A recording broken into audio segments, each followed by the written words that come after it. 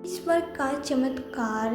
नमस्कार दोस्तों, Sania voice story channel में आप सभी का स्वागत है। तो दोस्तों, आज की कहानी है, सब बेटी ने अपनी बूढ़ी माँ को पहाड़ों की ऊंचाई से दिया धक्का और आज अचानक से अपनी उसी माँ को अपने दरवाजे पे देखा तो उसके पैरों तले जमीन निकल गई। अरे आदित्य, तुम समझते क्यों नहीं हो? अब मुझसे तुम्हारी माँ की चिक चिक और बर्दाश्त नहीं की जाती। आखिर कब तक मैं यह सब बर्दाश्त करती रहूं? कितनी बार कहा है तुमसे कि अपनी माँ को कहीं छोड़ आओ। मुझसे अब इस बुढ़िया के नखरे देखे नहीं जाते। अरे जब से आई है तब से मेरा दिमाग खराब कर रखा है। हमेशा किसी न किसी बात पे चिक चिक करती ही रहती है। कह देती हूँ अगर तुमने इसका इंतज़ाम नहीं किया तो मैं इस घर को छोड़कर चली जाऊंगी। तब आदित्य बोला, अरे बेबी, तुम समझती नहीं हो, मैं अभी माँ को कहीं नहीं छोड़कर आ सकता। एक बार माँ अपनी ज़मीन मेरे नाम कर दे, उसके बाद मैं खुद इनका कोई ना कोई इंतज़ाम तो कर ही दूंगा। तब आदित्य की पत्नी निशा आदित्य से बोली, आदित्य, लगता है तुम भी अपना दिमाग किसी को दे आए हो। अरे तुम अपनी भी इतनी भी समझ नहीं है कि जब तुम्हारी माँ मर जाएगी तो तुम्हारी माँ की सारी ज़मीन जायदाद तो वैसे भी तुम्हारे ही नाम हो जाएगी।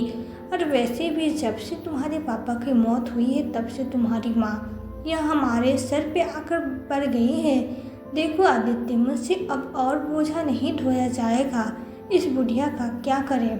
गांव में पड़ी रहती क्या ज़रूरत थी? ऐसे ही तुम बेवकूफ़ हो जो अपनी माँ को अपने साथ लेकर यहाँ चले आए। गांव से रहती तो कौन सा उन्हें कोई खा जाता, लेकिन नहीं, तुम्हें तो इतनी सी बात समझ ही नहीं आती। दरअसल आदित्य के परिवार में कुल मिलाकर 4 लोग थे। आदित्य के माता पिता, आदित्य की बहन और वो खुद। उसकी माता जी का नाम मनोरमा था और पिता का नाम राधेश्याम। आदित्य की बहन उससे बड़े ही और मनोरमा जी और राधेश्याम जी ने अपनी बेटी की शादी आदित्य से पहले ही कर दी थी और उसकी शादी के बाद लगभग 2 साल के अंदर उन्होंने अपने बेटे की भी शादी कर दी थी। शादी के बाद बहू बेटा दोनों अपने गांव से दूर जाकर शहर में रहने लगे और माता पिता दोनों घर पे अकेले रह गए और धीरे धीरे दोनों माँ बाप भी अपने बेटा और बहू के बिना सामान्य जीवन जी रहे थे। बीतते समय के साथ साथ उनकी उम्र भी बढ़ती जा रही थी। 2-4 साल में कभी कभार उनका बेटा गांव घूमने आ जाया करता था, तो उसके बाद वो समय अब बढ़ता ही गया और कई साल तक वो नहीं आता था। लेकिन 3 महीने पहले आदित्य के पिता राधेश्याम जी की मृत्यु हुई थी, जिसकी खबर मिलने पे आदित्य अपने गांव गया और गांव जाकर अपने पिता का अंतिम संस्कार किया। तब पिता का अंतिम संस्कार हो गया तो आदित्य शहर के लिए निकलने लगा, लेकिन गांव के सभी लोग उससे कहने लगे, अरे कैसे नालायक बेटा है तू आदित्य, अपनी माँ को इस हालत में भी सहारा किसके भरोसे छोड़कर जाएगा? आखिर अब इसका यहाँ है ही कौन? तेरे अलावा दोनों माँ बाप को कोई भी सहारा ही नहीं था, लेकिन फिर भी तू इन्हें छोड़कर चला गया। चल, तब तो फिर भी ठीक था, दोनों बूढ़े बुढ़िया ने एक दूसरे के सहारे अब तक अपना जीवन ही जी लिया। लेकिन अब जब तेरे पिता की मौत हो गई है तो उसके बाद भी तू अपनी माँ को यहाँ छोड़कर जा रहा है, किसके भरोसे? आखिर कौन है यहाँ जो उनका ध्यान रखे? गांव पड़ोस के लोगों की बात सुनकर आदित्य को खुद पे शर्मिंदगी महसूस हुई, या कहो कि उसकी बची खुची जो औरत थी उसकी बदौलत वो अपनी माँ को साथ लेकर शहर आ गया और तब से उसकी माँ उसके साथ ही रह रही थी। आदित्य के 2 बच्चे हैं। अब दोनों बच्चे काफ़ी बड़े थे, लेकिन घर में बाहर रहते थे, लेकिन वे अपने कॉलेज की छुट्टियों में अपने ही घर आए हुए थे। और जब उनकी दादी उनके साथ रहने उनके घर आई तो वो भी बड़े खुश थे, क्योंकि उन्होंने अपनी दादी को कभी बचपन में देखा था, लेकिन पिछले कई सालों से उसके पिता ने नहीं तो उन्हें घर गांव लेकर गए थे और ना ही उसके दादा दादी शहर में आए थे। लेकिन इस बार आदित्य की बेटी की स्कूल की पढ़ाई पूरी हो चुकी थी और अब वो कॉलेज में एडमिशन लेने वाली थी और इसलिए अब वो अपने घर ही आ गई थी। आदित्य ने अपनी बेटी का एडमिशन अपने ही शहर के कॉलेज में करवा दिया और अब आदित्य की बेटी घर पे ही रहती थी, तो वो अपनी दादी से बहुत प्यार करती थी। 3 महीनों में ही वो अपनी दादी से बहुत घुल मिल गई थी, जबकि अदिति की पत्नी को उसकी सास एक आँख न सुहाती। उसका बस चलता तो वो अपनी सास को हाथ पकड़ के घर से बाहर निकाल कर खड़ा कर देती, लेकिन अभी तक वो कुछ नहीं कर पाई। लेकिन आज जब उसने अदिति से कहा तो अदिति ने भी अपनी पत्नी को अपने मन की बात बताई कि आखिर क्यों वो अपनी माँ को अपने पास रखा हुआ है। लेकिन जब आज अदिति की पत्नी ने कहा कि वो अपनी माँ को अपने पास रखे या ना रखे, इस बात से कोई भी फर्क नहीं पड़ता। यदि अदिति की माँ मर जाती है तो भी उसकी सारी ज़मीन जायदाद सब कुछ अदिति को ही मिलने वाला है। तो यह सब सोचकर अदिति ने निश्चय किया कि अब वो अपनी माँ से छुटकारा पाकर ही रहेगा। दोनों पति पत्नी बेचारी मनोरमा जी को अपने रास्ते से हटाना चाहते थे, और क्योंकि उन्हें अच्छी तरह से पता था कि उनके बच्चे अपनी दादी को कितना प्यार करने लगे हैं, और इसलिए उन दोनों ने यह डिसाइड किया कि वे अपनी माँ को जल्दी ही अपने रास्ते से निपटा देंगे, क्योंकि यदि वह ज़्यादा समय तक रुकी तो उनके बच्चे का लगाव अपनी दादी के प्रति और बढ़ता जाएगा। इसलिए वो दोनों पति पत्नी अदिति और निशा ने एक प्लान बनाया। उन्होंने अपने बच्चों से बात की और एक फैमिली टूर पर जाने का प्लान बनाया, और अब सब लोगों ने डिसाइड किया कि वे लोग मनाली घूमने के लिए जाएं। और जैसा कि सब कुछ तय किया गया था, शाम जिसमें वे लोग मनाली के लिए निकल गए। पूरा परिवार गाड़ी में मस्ती करते हुए मनाली की ओर बढ़ रहा था, और रात तक वे लोग मनाली पहुंच चुके थे। उन लोगों ने वहां पर जो होटल पहले से बुक किया हुआ था, सभी लोगों ने वहां जाकर अपने अपने कमरे में रात को आराम किया, और सुबह होते ही सब लोग रेडी होकर घूमने के लिए निकल पड़े। आज उनके टूर का पहला दिन था, और प्लान के अनुसार वे लोग सुबह सुबह ही मनाली के ऊंची ऊंची चोटियों पर बर्फीले मौसम का आनंद लेने के लिए पहुंच गए। वहीं सुनहनी घाटियों और मनमोहक नज़ारे के बीच एक बहती हुई नदी उनके नज़ारों को और लुभावन बना रही थी। इधर निशा और आदित्य के मन में कुछ और ही था। वे लोग अपनी माँ को पहाड़ी तक लेकर पहुंचे, जहाँ से फिसलने पर उसकी माँ सीधे तेजी से बहती उस नदी में जा गिरी, जिससे उसके बचने की कोई संभावना न बचे। लेकिन वो अपने बच्चों के सामने ऐसा कुछ भी नहीं कर सकते थे, इसलिए वे उस ऊंचाई तक बच्चों के साथ गए। लेकिन नजर बचते ही निशा ने अपनी सास को धक्का दे दिया, और मनोरमा जी अपने आप को संभाल नहीं पाई और उनका पैर फिसल गया। तेज चीख के साथ मनोरमा जी बर्फ की उस चट्टान से फिसल गई। उन्हें देखकर उनके पोती पोती अपनी दादी को बचाने के लिए आगे बढ़ने लगे, लेकिन आदित्य और निशा ने अपने बच्चे को संभाल लिया। पुलिस को फ़ोन किया और सारी बात बताई गई। उन्होंने बताया कि वे लोग यहाँ घूमने के लिए आए हुए थे, और यहाँ से उनकी माँ जी का पैर फिसल गया। पुलिस ने छानबीन करने की कोशिश की, लेकिन पानी का बहाव इतना तेज होने की वजह से उन्हें कुछ भी नहीं मिला। उन्होंने आदित्य और निशा को बताया कि पानी का बहाव इतना तेज था कि इसमें बहने में किसी भी इंसान का मिलना बहुत मुश्किल है, और जितनी उम्र आप उस बुजुर्ग महिला की बता रहे हैं, इस उम्र में मुझे नहीं लगता कि इतनी ऊंचाई से गिरने के बाद वो जिंदा भी होगी। पुलिस वाले की बात सुनकर मन ही मन आदित्य और निशा को बड़ी संतुष्टि मिली, लेकिन उनके पोते पोती का बुरा हाल था। वे बेचारे अपनी दादी के लिए बहुत परेशान थे और रोए जा रहे थे। कुछ दिन 2-4 दिन तक वे लोग वहीं रुके और अपनी माँ को ढूंढने का नाटक किया। उसके बाद वे लोग वापस अपने घर आ गए। नहीं तो आदित्य और निशा को कोई पूछने वाला था कि मनोरमा जी के साथ क्या हुआ क्या नहीं। और मनोरमा जी की बेटी को जब यह बात पता चली तो वह अपने भाई के घर दौड़ी चली आई, और अपनी माँ को खोने का दुख उसे बहुत ज़्यादा था। इसलिए बेचारी जब से उसे खबर मिली तब से लेकर बस रोती ही रही। आकर उसने अपने भैया भाभी से पूछा कि भैया कैसे माँ पहाड़ी से फिसल गई, आप लोग थे ना माँ के साथ, आपने ध्यान क्यों नहीं रखा उनका? और फिर जब आप सब लोग साथ थे तो सिर्फ माँ का ही पैर कैसे फिसल गया? आप सब तो बिल्कुल ठीक ठाक हैं, सही सलामत थे। तब आदित्य ने अपनी बहन से कहा, दे आप कहना क्या चाहती हैं? साफ साफ कहिए ना, आपका क्या मतलब है कि सिर्फ माँ ही के पैर क्यों फिसला? हम क्या आपसे झूठ बोलने हैं यकीन नहीं होता तो अपने बच्चों से पूछ लीजिए, कम से कम या तो झूठ नहीं बोलेंगे। और आपसे ज़्यादा मेरे बच्चे अपनी दादी से प्यार करते हैं या जानबूझकर कभी ऐसा कुछ भी नहीं कर सकते। और यह तो आपको भी पता ही होगा कि माँ जब भी आपसे बात करते थे तो मेरे बच्चों की कितनी तारीफ़ किया करती थी।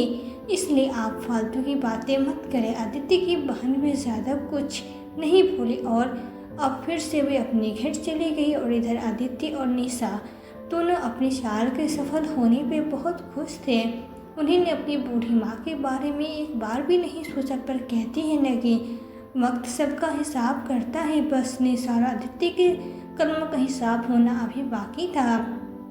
इधर सबकी ज़िंदगी पहले की तरह चलने लगी। बेटा हॉस्टल चला गया और बेटी अपने कॉलेज की पढ़ाई करने लगी। आदित्य और निशा भी अपनी ज़िंदगी में पहले की तरह विलीन हो गए। अब तो आदित्य भी पूरी तरह से निश्चित था कि उसके पिता की सारी ज़मीन अब केवल उसकी ही है, उस पर केवल अब उसी का हक है और उसे उसके लिए किसी की तीमारदारी भी नहीं करनी पड़ेगी। लेकिन कहते हैं न कि भगवान के घर देर है अंधेर नहीं। बस ऐसा ही निशा और आदित्य के साथ होने वाला था। आदित्य और निशा अपनी ज़िंदगी में बहुत खुश थे और उनकी सामान्य ज़िंदगी चल रही थी। धीरे धीरे समय बीतता रहा और देखते ही देखते आदित्य की बेटी की कॉलेज की पढ़ाई पूरी हो गई और जब अब उसकी शादी के लिए रिश्ता पक्का कर दिया गया। इधर जब से आदित्य की माँ की मौत हुई तब से उसकी बहन से उसका रिश्ता लगभग ख़त्म हो गया और अब अपनी बेटी के शादी का कार्ड उसने अपनी बहन को कुरियर के थ्रू भिजवा दिया। उसे हालांकि उम्मीद भी नहीं थी कि उसकी बहन शादी में आएगी, लेकिन फिर भी उसने यह सोचकर भिजवा दिया कि उसकी बहन की नाराज़गी उससे और उसकी पत्नी से है, उसके बच्चे से नहीं। और ऐसा ही हुआ। इस शादी से 2 दिन पहले ही उसकी बहन घर आ गई, लेकिन वो केवल बच्चों से ही अच्छे से बर्ताव करती, अपने भैया और भाभी को हर बात पे ताने सुनाते और निशा और आदित्य भी कुछ न कहते, क्योंकि उन्हें पता था कि कहीं न कहीं वो जो कह रही है वो सच ही है। लेकिन फिर भी कई बार वो उसे उल्टा जवाब दे दिया करते। ऐसे ही शादी वाला दिन भी आ गया और आज आदित्य की बेटी की विदाई होनी थी। लेकिन बारात आने के कुछ समय बाद ही उनके घर में एक ऐसा मेहमान आया जिसने निशा की बेटी के लिए अनेकों उपहार भिजवाए। उस मेहमान के आने से पहले एक और गाड़ी आकर रुकी जिसमें निशा की बेटी के लिए अनेकों उपहार थे, जिन्हें देखकर आदित्य और निशा दोनों चौंक गए और सोचने लगे कि आखिर ऐसा कौन सा मेहमान है जो हमारी बेटी के लिए इतने सारे तोहफे लेकर आया है। अब वो सब बेसब्री से उस मेहमान के आने का इंतज़ार करने लगे। तभी कुछ ही देर में एक चमचमाती बड़ी सी कार आदित्य के दरवाजे के सामने आकर रुकी, जिसमें से बनारसी साड़ी पहने एक महिला नीचे उतरी। जैसे आदित्य ने उस महिला का चेहरा देखा, उसे देखकर आदित्य वहीं चक्कर खाकर बेहोश हो गया और निशा भी वहीं बुत बनकर खड़ी हो गई। जैसे ही उसने उस महिला का चेहरा देखा तो रोने के होश उड़ गए और निशा की बेटी ने उसे और अपने पापा को पानी की छींटी मारकर होश में लाया। और इसके बाद वहाँ पे सभी रिश्तेदार इकट्ठा हो गए और इधर शादी का मुहूर्त निकला जा रहा था। जैसे वे दोनों होश में आए तो वो बुजुर्ग महिला बोली और वहाँ खड़े सभी मेहमान भी बोले, भाई साहब बेटी की शादी का मुहूर्त निकला जा रहा है और आप यहाँ पे होश पड़े हुए हैं और आपने आखिर ऐसा क्या देख लिया जिससे देखकर आप बेहोश ही हो गए। तभी वो बुजुर्ग महिला जो चमचमाती हुई नई गाड़ी से आई थी, वो महिला उसके पास सामने आकर खड़ी हो गई और उसने पूछने लगी, हाँ बताओ ना सबको, आखिर ऐसा क्या देख लिया था तुमने जिसे देखकर तुम इतना डर गए? कोई भूत देख लिया था क्या?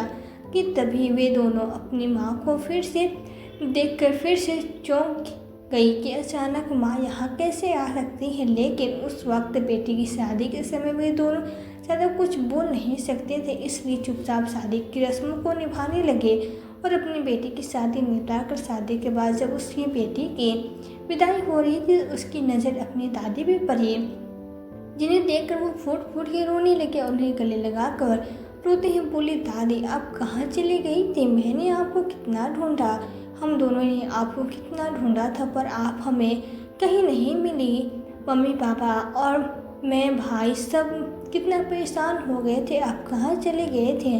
दादी इतने दिनों तक आपको हमारी याद नहीं आई।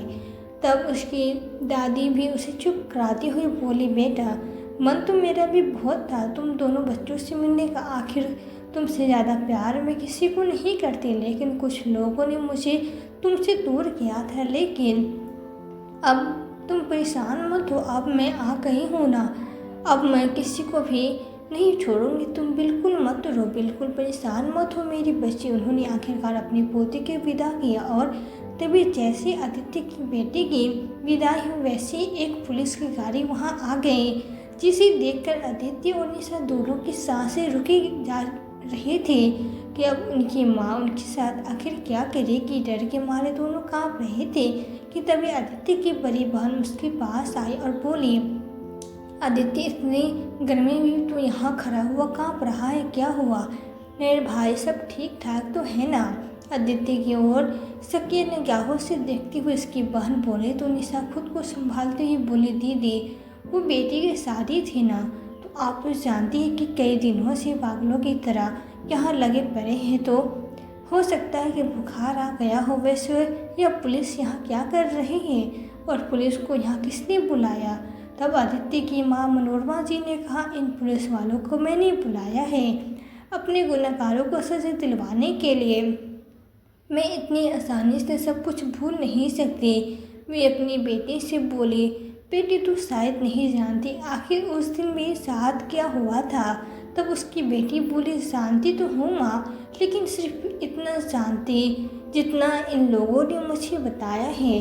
अब आगे मैं आपसे सच जानना चाहती हूँ, क्योंकि यह बात तो मैं अच्छे से जानती हूँ कि यह लोग जो दुनिया को बता रहे हैं वो पूरी तरह से झूठ है, लेकिन उस दिन की सच्चाई क्या है यह आप हमें बताइए। तब मनोरमा जी ने अपनी बेटी और पुलिस वालों को उस दिन की सारी घटना के बारे में विस्तार से बताया। उन्होंने सारी बात बताना शुरू किया। इंस्पेक्टर साहब, मेरे बेटी और बहू मुझे अपने साथ घुमाने के लिए मनाली लेकर गए, साथ में मेरे पोते और पोती भी थे और हमारा पूरा परिवार घूमने के लिए निकल पड़ा। और तभी मेरे बेटे और बहू ने कहा कि हम लोग घूमने के लिए बर्फीले पहाड़ की चोटी पर जाएंगे, जहाँ से बर्फ़ की परत से ढका हुआ मनाली देखने में किसी स्वर्ग से कम नहीं होता।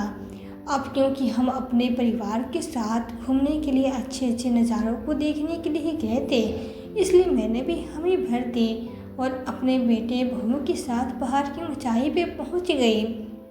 वहाँ मेरे पोते और पोती दोनों अपनी फ़ोटोज़ वगैरह ले रहे थे। दोनों में से जब किसी का भी ध्यान मेरे ऊपर नहीं था, तब मेरे बहू और बेटे मेरे पास ही थे और तभी किसी ने मुझे उस पहाड़ी की चोटी से धक्का दे दिया। मैं चेहरा तो नहीं देख पाई कि यह किसका काम था, लेकिन मैं यह बहुत अच्छे से जानती हूँ कि यह मेरी बेटी और बहू में से किसी का काम था। अब यह सच पता लगाने की जिम्मेदारी आपकी है इंस्पेक्टर साहब कि यह सब किसने किया, मेरे बेटे ने या मेरी बहू ने। यह दोनों अपने स्वार्थी नीच और घटिया इंसान हैं। मैंने कभी सोचा भी नहीं था कि मेरा अपना बेटा मुझे मारने की भी कोशिश कर सकता है।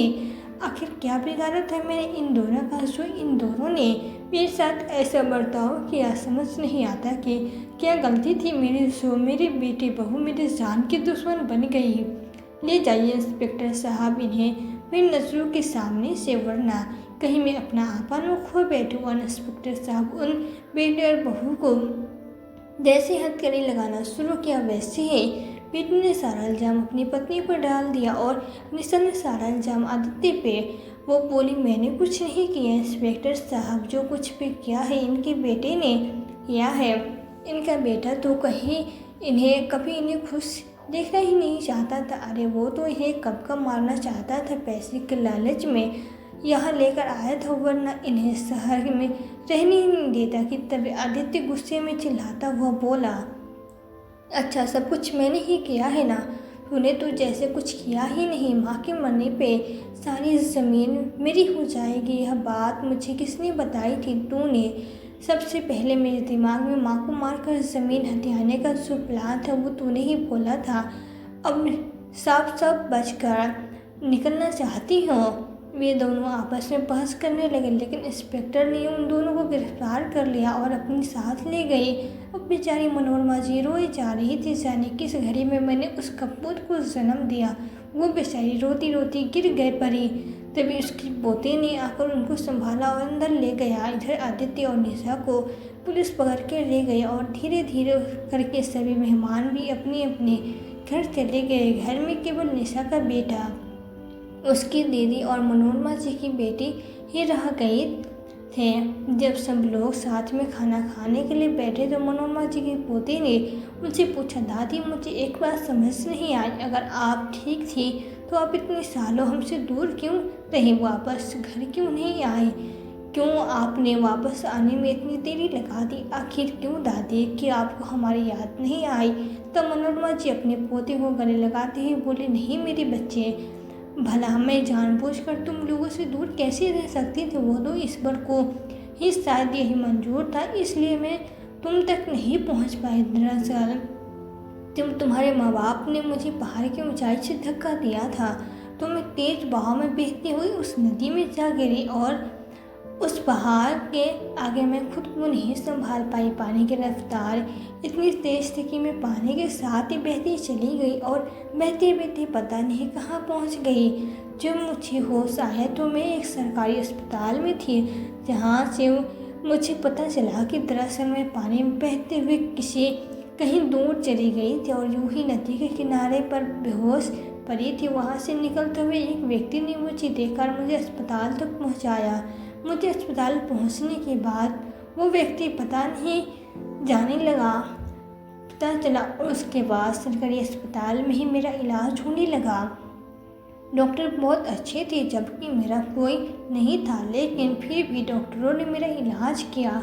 मुझे तो पता ही नहीं था कि मेरी इतनी दिनों तक सेवा की उन लोगों ने। मुझे कई साल बाद होश आया। जब मुझे होश आया तो मैं दिन और तारीख सुनकर चौंक गई, क्योंकि तब मुझे एहसास हुआ कि मैं पिछले कुछ सालों से बेहोश पड़ी हुई थी। तब जाकर डॉक्टर ने मुझे बताया कि सर में चोट लगने के कारण मैं कोमा में पहुंच गई थी। इसी कारण मुझे होश में आने में इतना समय लग गया, लेकिन जब मुझे होश आया तो मुझे सारी बातें याद आ गई और फिर मैं यहाँ तुम लोगों के पास चली आई। लेकिन मैं अपनी दोषी को माफ़ नहीं कर सकती थी, और इतनी आसानी से तो बिल्कुल भी नहीं। आखिर मैं भी जानना चाहती थी कि मेरे बेटे और बहू मुझे इतनी नफरत क्यों करते हैं। आखिर क्या नहीं किया मैंने उसके लिए जो आज वो मेरी जान की दुश्मन बन गई। या सोच कर मनोरमा जी थोड़ी भावुक हो गई, तो उनकी पोते ने उन्हें शांत कराया। उस रात खाना खाकर सब लोग सो गए। अगली सुबह जब मनोरमा जी अपने घर में ही आराम कर रही थी तो उनके दरवाजे पे पुलिस आ गई और पुलिस वालों ने आकर बताया कि आदित्य और निशा ने अपना जुर्म कबूल कर लिया है। दरअसल उन दोनों ने अपनी माँ को रास्ते से हटाने का प्लान बनाया था और उस प्लान के तहत ही वह उन्हें लेकर मनाली घूमने गए थे। सब कुछ तो उनके प्लान के अनुसार ही हुआ, पर उन्होंने यह नहीं सोचा था कि मनोरमा जी इस तरह उनके सामने आ जाएगी। वे तो ज़मीन जायदाद के लालच में बिल्कुल अंधे हो गए थे और ज़मीन जायदाद के हड़पने के इरादे से ही उन्होंने अपनी माँ को मारने का प्लान बनाया। जब पुलिस वालों ने यह सब मनोरमा जी को बताया तो वो बेचारी अंदर ही अंदर टूट गई और अपने बेटे बहू की करतूत सुनकर फूट फूट के रोने लगी। आखिर क्या कमी छोड़ी थी मैंने उसके लिए? जो क्या कुछ नहीं किया था मैंने उसकी खुशी के लिए, लेकिन फिर भी ज़मीन जायदाद के लिए उन्होंने मुझे मारने की कोशिश की थी। आखिर क्यों? मेरे मरने के बाद तो वैसे भी सब कुछ उन्हीं का होने वाला था, फिर क्यों उन्होंने मेरे साथ ऐसा किया? वो बेचारे यह सब सोच कर बस रोए जा रही थी कि तभी उनकी बेटी और उनके पोते ने आगे बढ़ के उन्हें चुप कराया और कहा कि आप मत रो दादी, मैं हूँ ना आपके साथ, आप बिल्कुल ही परेशान मत होइए। मम्मी पापा ने गलत किया है और उन्हें इसकी सज़ा मिलनी चाहिए। पोते ने अपनी बेटी दोनों से अपनी दादी और माँ का साथ दिया तो मनोरमा जी ने वक्त रहते अपने गुनहगारों को उनके कुकर्म की सज़ा दिलाई। आज आदित्य और निशा अटेम्प्ट टू मर्डर के केस में जेल में चक्की पीस रहे हैं और मनोरमा जी अपने पोते के साथ अपने ही घर में रह रहे हैं। उनका पोता वे अब आदित्य और निशा को कभी माफ़ नहीं कर सकते। मनोरमा जी के पोते का मानना है कि जब वे दोनों लालच में आकर अपनी माँ को मारने की कोशिश कर सकते हैं तो वो इस पैसे के लालच में अपने बेटे को भी जान से मार सकते हैं। इसलिए वह अपने माँ बाप को से कोई रिश्ता नहीं रखना चाहता। दोनों दादी पोते खुशी खुशी एक साथ रहते हैं। तो दोस्तों, याद है हमारी आज की कहानी आपको कैसी लगी? हमें कमेंट बॉक्स में कमेंट करके ज़रूर बताएं। यदि वीडियो आपको अच्छी लगी हो तो वीडियो को लाइक और शेयर करके चैनल पर यदि नए हो तो चैनल को सब्सक्राइब जरूर कर दें। साथ ही बेल आइकन को प्रेस कर दें ताकि आने वाली वीडियोस की नोटिफिकेशन आपको मिलती रहे। तो आज के लिए बस इतना ही। मिलती हूँ आपसे एक नई वीडियो में एक नई कहानी के साथ। कहानी में अंत तक बने रहने के लिए आपका दिल से बहुत बहुत धन्यवाद।